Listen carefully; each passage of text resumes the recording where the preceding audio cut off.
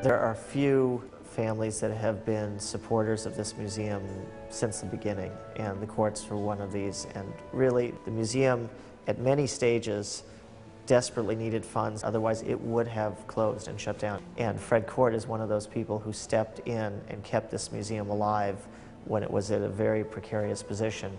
And really, without that type of support, it would not be a museum today. Fred Kort was a survivor of Treblinka, one of the death camps from which only several dozen people survived.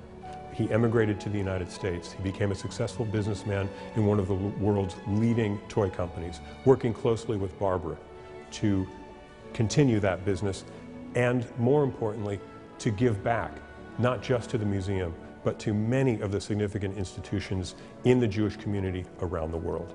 He was always thinking about the Holocaust, about the tragedy, how the world let it happen. Many Holocaust survivors think about that. And some lost their mind because of the Holocaust. But he didn't lose, he had a good mind. He showed how you could not only survive the deepest circle of hell, but come out of it a whole person, a person who could have a family, have a business, be a success, and then on top of that, give back to the community and support a museum like this Holocaust Museum. He thought that everybody should learn about the catastrophe of the Holocaust. It's very important.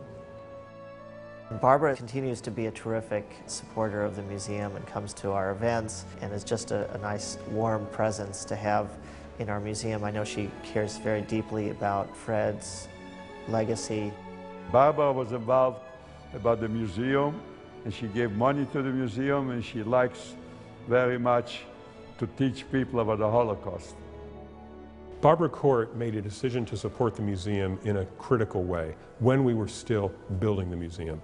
And then once we were open, she brought a group of her friends through so that she could spread the word and help other people understand how important it is what we do here. Old friends of the museum and new friends of the museum, like Barbara and Fred in memoriam, are incredibly valued to us. We treasure them, we cherish them, and we look forward to our future relationship with them.